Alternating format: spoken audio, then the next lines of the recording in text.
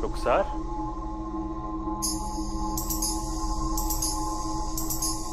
रुखसार,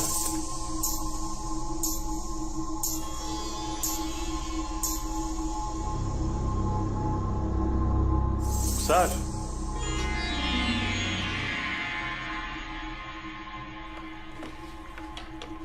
रुखसार,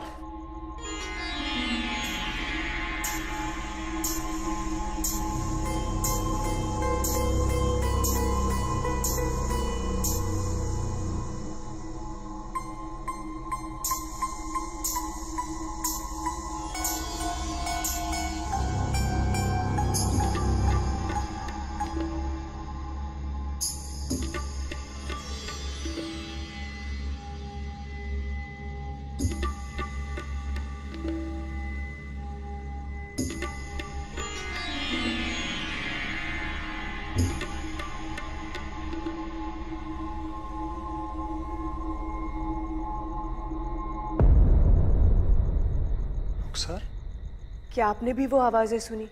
आप यहाँ? तो वो घुंघरू की आवाज, हमें लगा कि आप प्रैक्टिस कर रही हैं।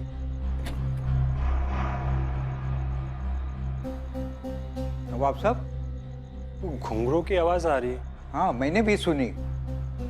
लेकिन कहाँ से आ रही है ये नहीं पता। आप आराम कीजिए, मैं देखता हूँ। जी शुक्रिया।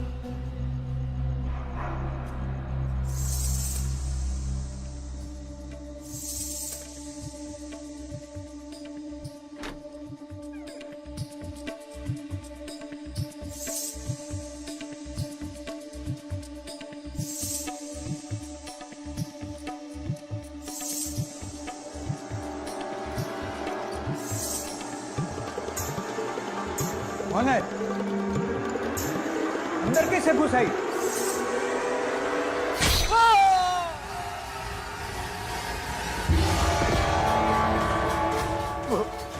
वो सबको मार डालेगी। नवाब साहब, प्लीज।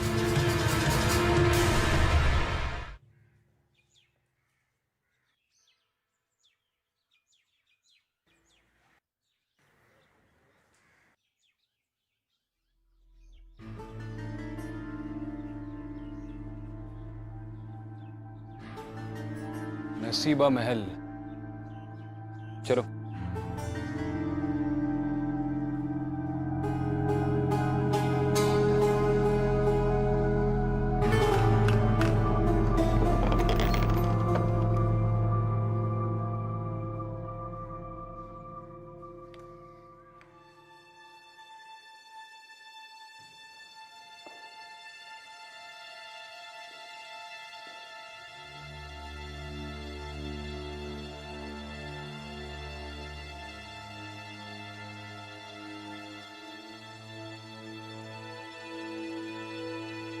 आइए। शफीक अली,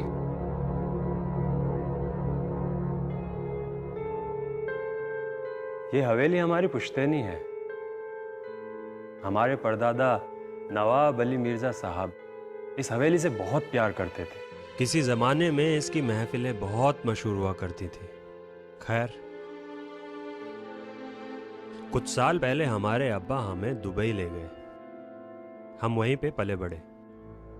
हमारा निकाह भी रुखसार के साथ में वहीं हुआ और हमारा बेटा आदिल, वो भी वहीं की पैदाइश है। हमारी बेगम और हम अक्सर इंडिया आने की बातें करते थे।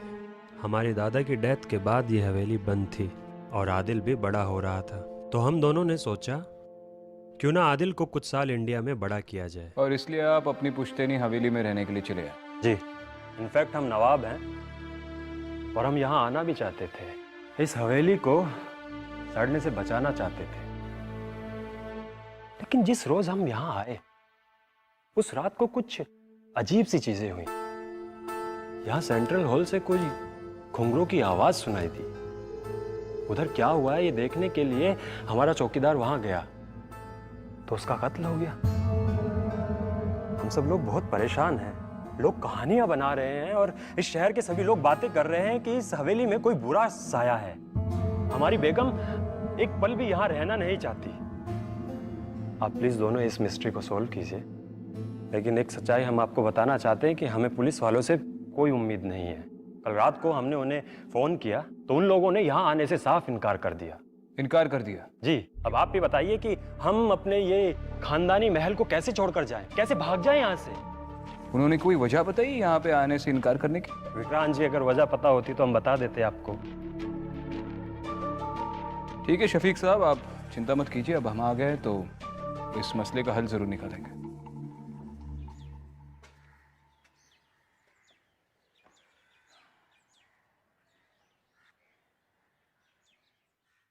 किस सोच में डूब गई मोहतरमा? सोचने वाली बात है। 50 साल से ये हवेली सिर्फ इसलिए बंद पड़ी थी क्योंकि लोगों को लगता है कि यहाँ पे आत्माएं रहती है। पहले इंसानों पे शक करें। आत्माएं तो पिछले 50 सालों से यहाँ पर रह ही रही है, वो कहीं नहीं जाएंगी। शायद कोई इस हवेली पे अपना कब्जा जमाने के लिए ये डर फैला रहा है। वैसे भी ये लोग अचानक दुबई से आकर यहाँ पर बस गए। मुझे लगता है मुझे नवाब की फैमिली से बात करनी चाहिए, स्पेशली उसके बच्चे से। शायद वो कुछ जानता है। अकेली फैमिली है, डरी हुई है। बातचीत कर लो, थोड़ी देर तुम उनके साथ रहोगी तो उन्हें महफूज फील होगा। मैं पुलिस स्टेशन जा रहा हूं, कोई लीड मिलेगा तो कॉल करना।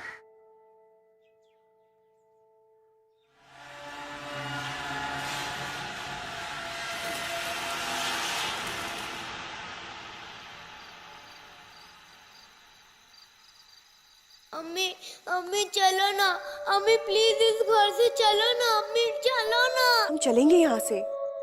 आप अभी अब्बू के पास जाइए, हमें इनसे बात करनी है।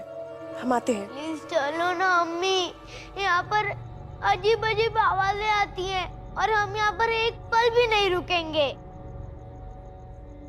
कैसी आवाजें बेटा, और कहाँ से आती है? पता नहीं, पर आवाजें आती हैं।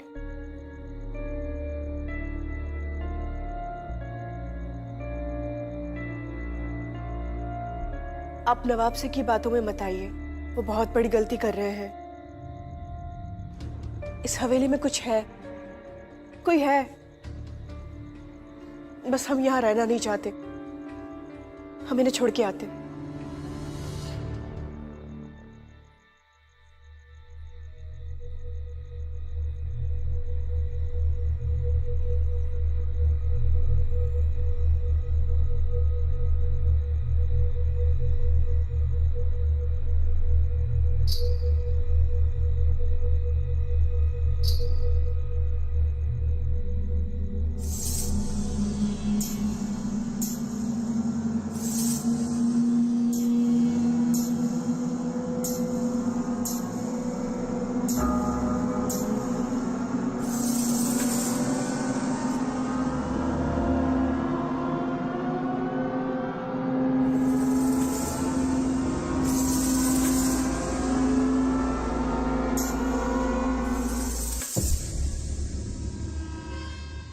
उस चौकीदार के बारे में हमें क्या क्या पता है? सर ज़्यादा कुछ नहीं, लेकिन वो लोकल नहीं था।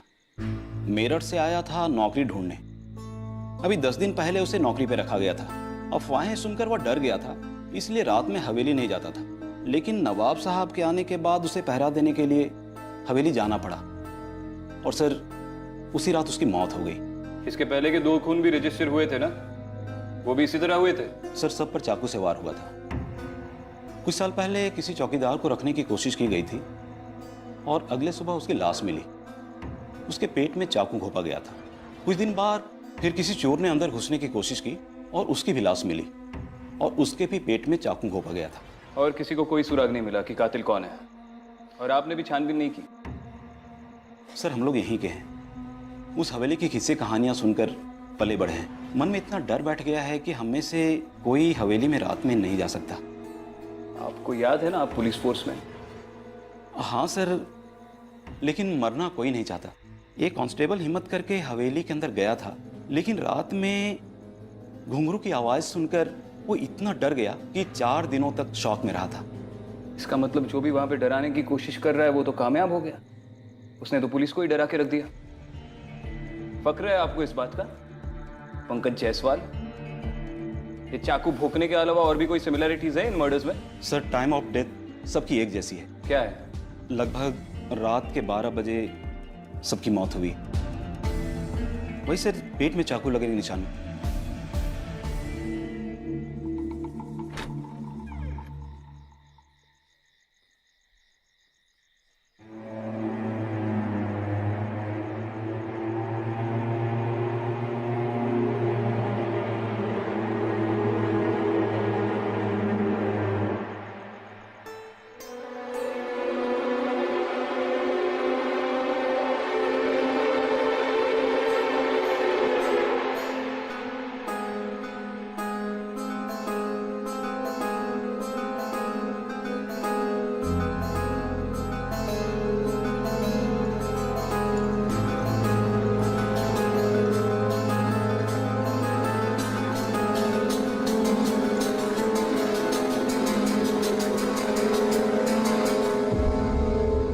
डरो मत, मैं ही हूं।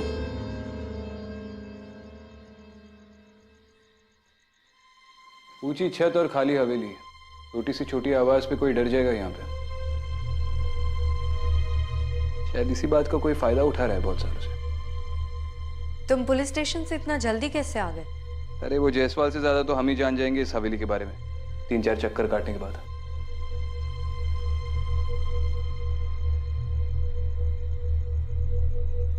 तबला और सारंगी को देख के लग रहा है कि इन्हें आज भी कोई इस्तेमाल करता है।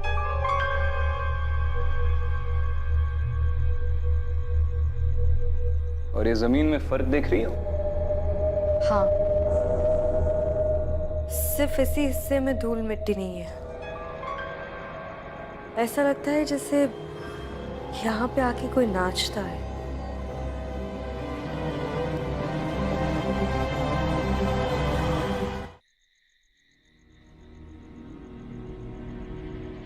शफीक जी, आज रात को हम आपके हवेली के बाहर ही रुकेंगे। अगर कोई एक्टिविटी होती है तो पता चल जाएगा। लेट्स होप कि आपकी हवेली का चोर आज रात को ही पकड़ा जाए। बहुत बहुत शुक्रिया आप दोनों का, लेकिन आप रुकेंगे कहाँ? उसकी चिंता आप मत कीजिए, बस इत्मीनान रखिए। Good night.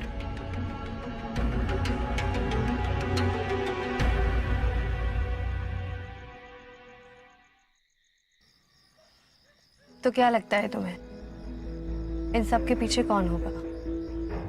कोई इंसान या? पता नहीं, लेकिन आज रात को पता चल ही जाएगा। 12 बजने वाले, अभी तक तो कोई अंदर गया नहीं, तो अंदर चलकर इंतजार करते हैं।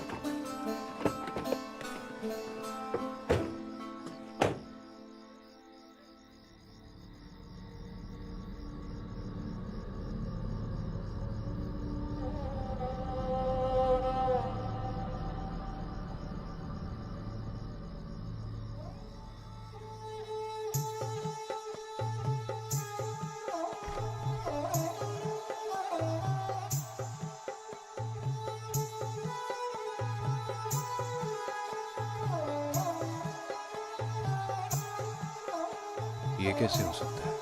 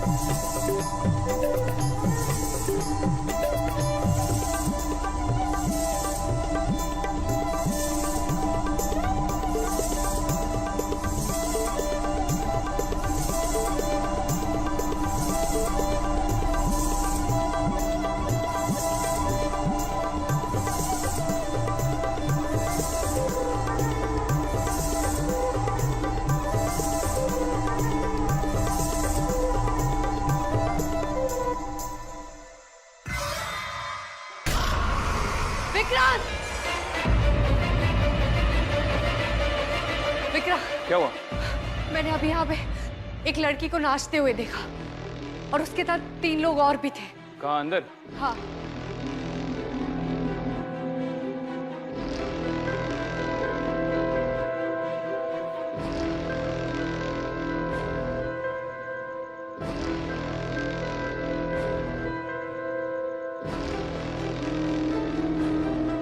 अंदर तो कोई भी नहीं है और इतनी जल्दी तो कोई छुप भी नहीं सकता। विक्रांत वो इंसान नहीं थे, वो आत्माएं थी।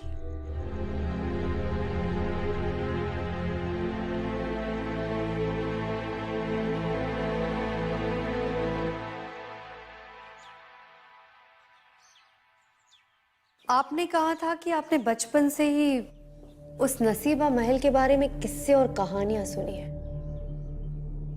मुझे वो कहानी जाननी है।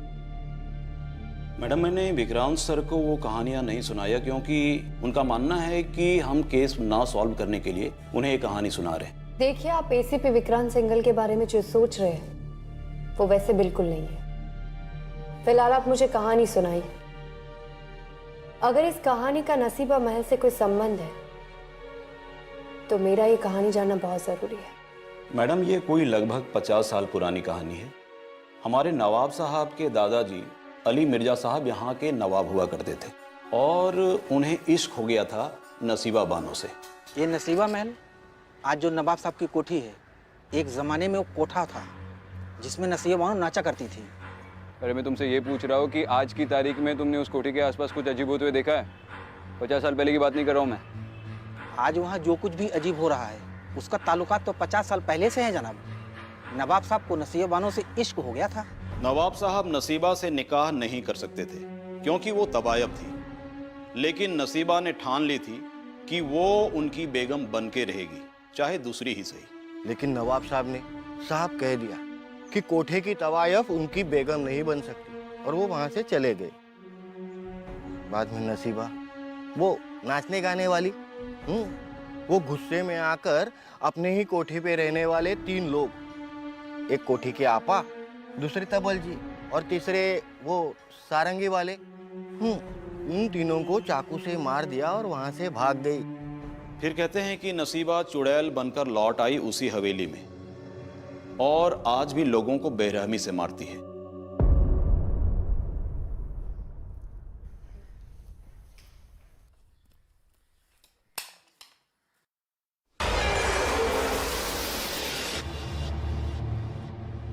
अम्मी कहाँ हैं आप?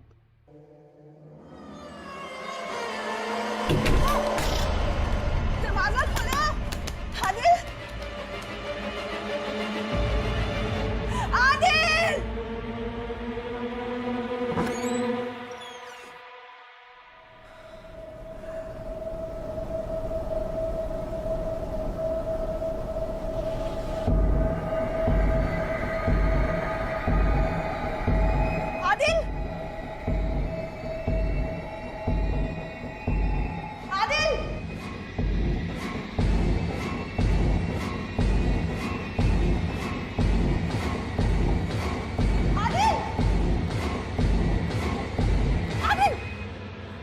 क्या हो गया?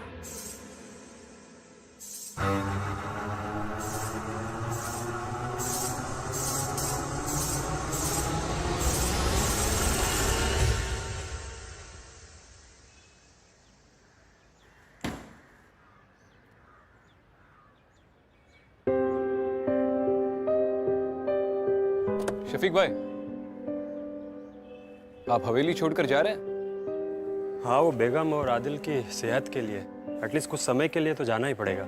देखिए शफीक भाई, मेरी शहर में बहुत से लोगों से बात हुई, सिर्फ डरावने किस्से और कहानियां सुनने को मिली, सारी अफवाहें। देखिए, उन आवाज़ों को हमने अपने कानों से सुना है।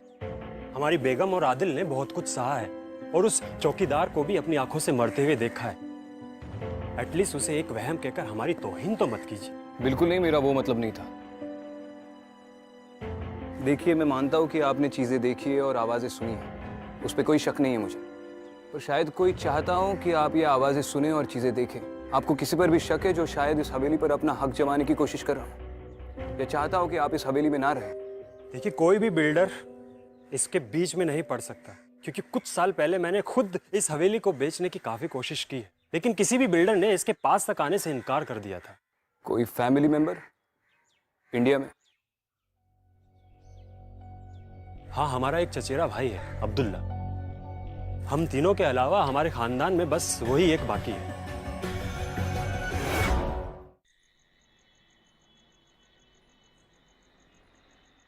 अब्दुल्ला जी, तो आप नवाब शफीक अली के इकलौते चचेरे भाई हैं? जी, और हमें इस बात की खुशी है कि भाईजान, भाभी जान और आदिल को लेकर यहाँ चले आए, वरना यहाँ तो हमारा अपना कहने वाला कोई था ही नहीं। जी, एक तरह से तो आपके लिए अच्छा ही हुआ, लेकिन अब आप अपनी सारी प्रॉपर्टीज पे हक कैसे जमाएंगे? अगर शफीक ना होते तो आप ही नवाब होते। देखिए, एक तो हुकूमत का जमाना गया, भाईजान भी अब सिर्फ नाम के ही नवाब हैं, और रही बात प्रॉपर्टी पर हक जमाने की, तो आप देख सकते हैं कि खुदा का दिया सब कुछ है हमारे पास, और फिर हमें और किस प्रॉपर्टी की ख्वाहिश होगी? नसीबा महल?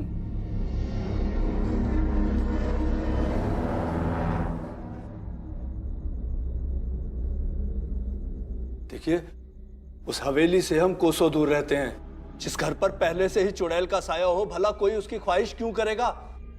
आप हमें अकल से पैदल समझते हैं क्या? बिल्कुल नहीं, मगर आप भी औरों की तरह यही मानते हैं कि उस हवेली पर किसी चुड़ैल का साया है? हुजूर, जो हमने देखा है, अगर आप देखते तो आप भी यही कहते। अच्छा, मतलब आपने उस चुड़ैल को देखा है? जी, जब हम 10 बरस के थे तो हमारे अब्बू जान ने हमें बताया था कि वो हवेली हमारे खानदान की जरूर है, मगर हम भूल से भी वहां कदम ना रखें, और रात में तो हरगिज नहीं। हमारे बार बार पूछने पर भी हमें कभी नहीं बताया गया कि हम वहां क्यों ना जाएं। फिर एक रात हम हिम्मत करके उस हवेली में दाखिल हुए। उसके बाद हमने जो देखा। क्या देखा? नसीबा बानो वो चुड़ैलों की तरह नाच रही थी और हमें मारने के लिए हमारी तरफ बढ़ रही थी। हम अगर वहां एक पल भी और ठहरते ना तो हम जिंदा ना बचते। पता नहीं क्यों मुझे अब भी लग रहा है कि आप ही ने इन कहानियों को बढ़ावा दिया है ताकि कोई उस हवेली पर कब्जा ना कर सके। देखिए, पैसों की कमी नहीं है हमारे पास, और अपनी जान की सलामती के लिए हम वहां कदम रखने का इरादा भी नहीं रखते। यहाँ आसपास कोई मदरसा है? जी, वहां के मौलवी साहब से हम मिल सकते हैं? जी, हम उन्हें यहीं बुलवा लेते हैं। शुक्रिया।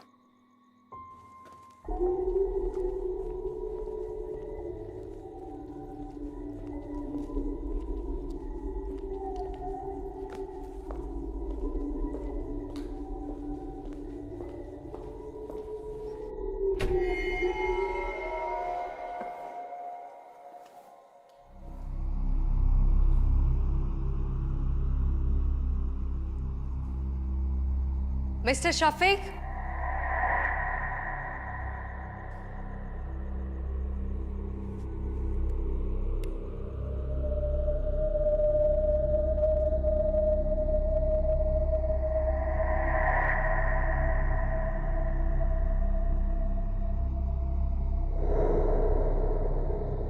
नवाब साहब।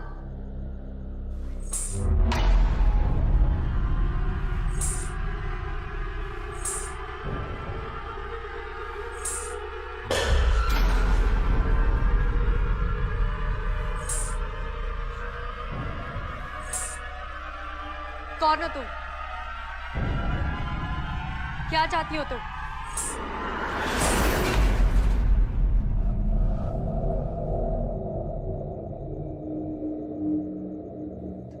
देखो, जब तक तुम मुझे सच नहीं बताओगी मैं तुम्हारी मदद नहीं कर सकती हूँ। नसीबा,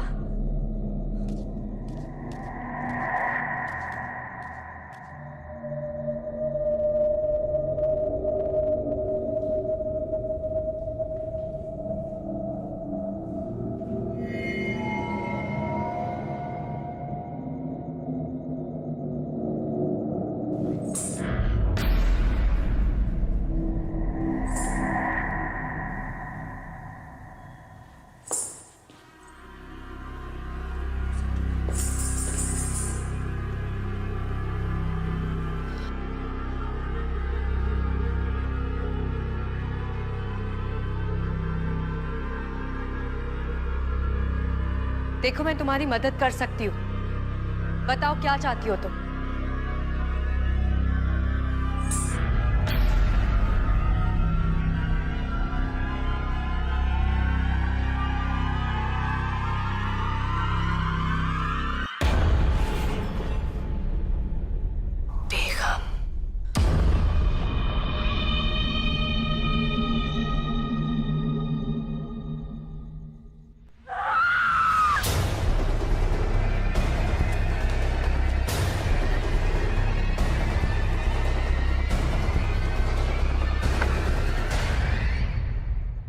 मौलवी जी, हमारे बुलाने पे आप आए, इसके लिए शुक्रिया। जी बहुत शुक्रिया। कहिए क्या खिदमत कर सकता हूँ मैं आपकी? जी, मैंने शहर में बहुत से लोगों से नसीबा बानो के बारे में किस्से सुने, लेकिन वो सब लोग तो वही बोल रहे हैं जो वो सालों से सुनते आ रहे हैं। कम से कम आप तो हकीकत जानते होंगे कि 50 साल पहले क्या हुआ था। देखिए, अगर लोग कह रहे हैं कि नवाब साहब को नसीबा से इश्क हो गया था तो बेशक ये सच है, और अगर वो ये कहते हैं कि नसीबा को भी नवाब साहब से मोहब्बत हो गई थी तो बेशक ये भी सच है। अरे भाई, भरी महफिल में नवाब साहब ने अपनी शाही अंगूठी नसीबा को पहनाई थी और ऐलान किया था कि वो उससे निकाह करने वाले हैं। नसीबा फूले नहीं समा रही थी, वो कहती फिरती थी कि नवाब साहब मेरे होने वाले शोहर हैं। हाँ, मगर लोग तो कहते हैं कि ये सब अफवाहें हैं, ये सब बकवास है। नसीबा तो यहां तक लोगों से कहती थी कि मैं छोटी बेगम बनने वाली हूं। मैं छोटी बेगम हूं और इसीलिए नवाब साहब ने उस महल का नाम नसीबा महल रखा था। लेकिन अगर वो इतनी खुश थी तो 3 लोगों को मारकर फरार क्यों हो गई? बरसों से मैं खुद इस सवाल का जवाब ढूंढ रहा हूं कि नसीबा को अगर नवाब साहब से कोई रंजिश थी तो वो उनका कत्ल कर सकती थी, उनको मार सकती थी, लेकिन नसीबा ने ऐसा नहीं किया। मगर बदकिस्मती की बात यह है कि साल भर के अंदर अंदर इस वाक़े के बाद नवाब साहब का इंतकाल हो गया। शायद वो ये सदमा बर्दाश्त नहीं कर सके। मौलवी जी, ये तो मैं भी जानता हूं कि नसीबा बानो कोई चुड़ैल नहीं है, लेकिन ताज्जुब इस बात का है कि इतना सब कुछ जानते हुए भी आपने ये सब किसी को बताना ठीक नहीं समझा। देखिए, लोगों को दरअसल हकीकत से ज्यादा किस्से कहानियों का जायका पसंद है और मैंने बताने की कोशिश की, मगर किसी ने मेरी बात पर कान नहीं धरा तो भला मेरा क्या कसूर है इसमें? शुक्रिया मौलवी जी। जी।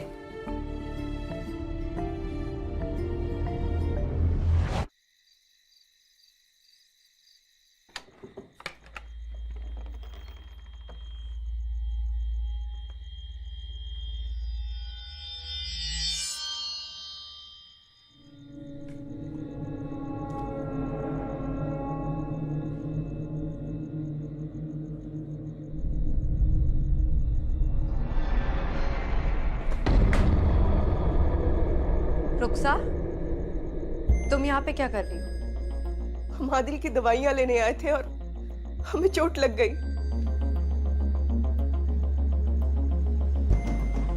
क्या खुदा, ये क्या हुआ? इस हवेली में रहना खतरे से खाली नहीं है। तुम लोगों को यहाँ से निकलना होगा। चलिए आइए। चलो जल्दी से।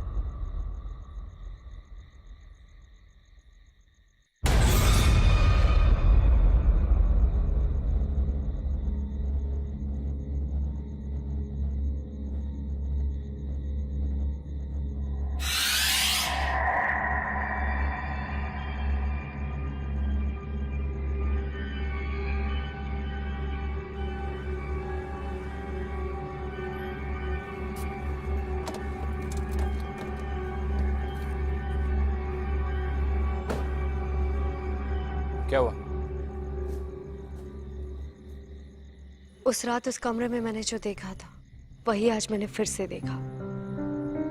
हर रात उस कमरे में उसी पल को दोहराया जा रहा है। मतलब? विक्रांत, मुझे लगता है कि नसीबा के कोठे में जो 3 लोग मरे थे उसमें और नसीबा के गायब होने में नवाब साहब का हाथ है। ये तुम कैसे कह सकती हो? मैंने तुमसे कहा था ना, उस रात नसीबा मेरी तरफ भाग के आ रही थी, लेकिन उसने मुझे तो देखा ही नहीं। वो उनकी तरफ भाग के जा रही थी जो उस वक्त दरवाजे पे खड़े थे, नवाब साहब। तुमने नवाब साहब को पहचाना कैसे? ठीक से देख नहीं पाई, चेहरा तो बिल्कुल नहीं देखा, लेकिन 1 सेकंड के लिए मैंने किसी को शाही कपड़ों में देखा था, इसीलिए मुझे लगता है कि वो नवाब साहब ही थे। और ये नवाब साहब को हम एविडेंस में कैसे पेश करेंगे? पूछ रहा हूं। विक्रांत, प्लीज मेरी थ्योरी पे भरोसा करो। मजाक कर रहा हूं। मुझे वापस हवेली में जाना होगा।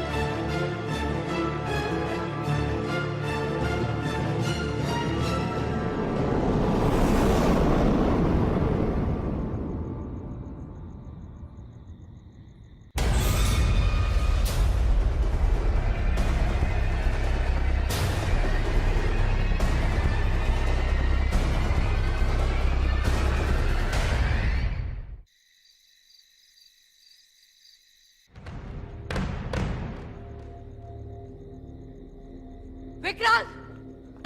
विक्रांत! क्या हुआ? विक्रांत, हमें जल्दी से इस दीवार को तोड़ना होगा। क्यों? नसीबा इस दीवार के पीछे है। क्या? तुम्हें कैसे पता? वो सब मैं तुम्हें बाद में बताती हूँ, लेकिन अभी हमारा इस दीवार को तोड़ना बहुत जरूरी है।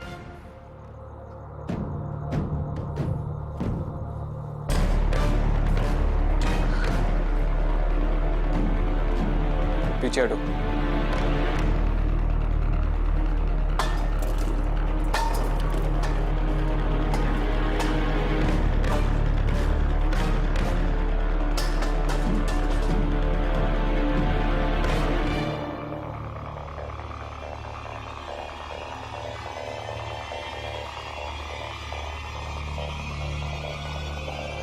ये नसीबा है।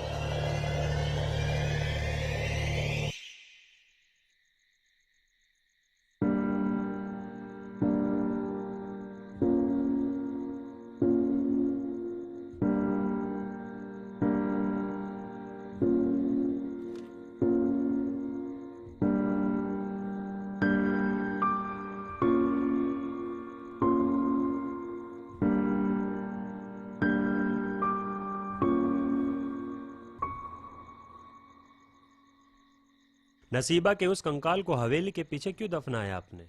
और आपको कैसे यकीन है कि वो कंकाल नसीबा का ही था? नसीबा कभी भागी नहीं थी। वो नवाब साहब से मोहब्बत करती थी और उनसे निकाह करना चाहती थी। नवाब साहब भी इस बात के लिए राजी थे, लेकिन उनकी बेगम ने ऐसा होने नहीं दिया। पता नहीं आप लोगों को सुन के कैसा लगेगा, लेकिन नसीबा की मौत के पीछे बेगम साहिबा का हाथ था। ये सब आप कैसे जानती हैं? आप हमारे खानदान के बारे में बात कर रही हैं। हम इतना बड़ा इल्जाम कैसे मान लें? आपके पास क्या सबूत है? मैं जानती हूँ अपनी फैमिली के बारे में इस तरह की बात सुनना आसान नहीं है, लेकिन ये बात सच है। बेगम साहिबा ने ही नसीबा को इस दीवार के पीछे चुनवाया था। मिस्टर शफीक, आपने हमें जिस काम के लिए बुलाया था वो हो गया है। अब आप चाहे तो इस घर में रह सकते हैं या कहीं और। आपकी रिक्वेस्ट पे हम आपको 1 महीने के लिए पुलिस प्रोटेक्शन दे सकते हैं, जस्ट टू बी श्योर। और जहां तक अदिति ने जो कहा है उसका सवाल है, तो वो भले ही आपके सामने कोई सबूत ना पेश कर पाए, लेकिन ऐसे मामलों में उसका तजुर्बा हमारी सोच और समझ से कई बढ़कर है।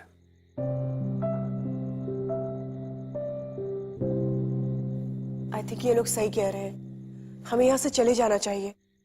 आदिल बहुत डर गया है। वो तो अब यहाँ पर सो तक नहीं पाएगा।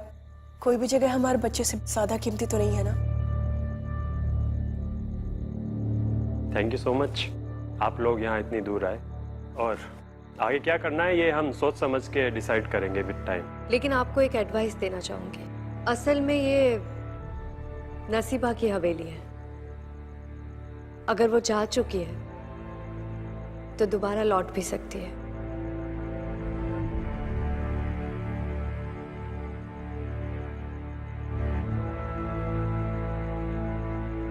अदिति ने जो भी कहा है सोच समझ कर कहा है। अब इसे मानना या ना मानना आपकी मर्जी है। ख्याल रखिए।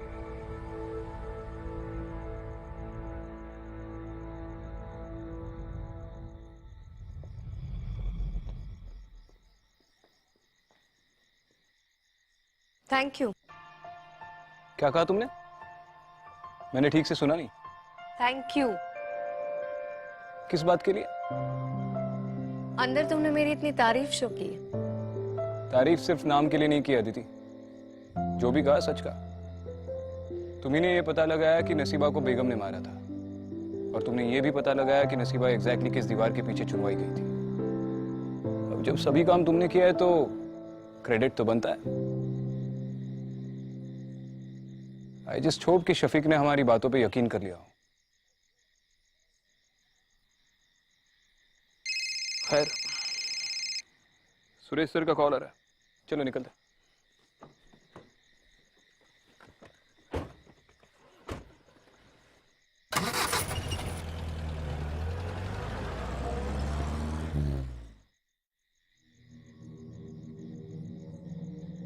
चले। आदिल अंदर कार में सो चुके हैं।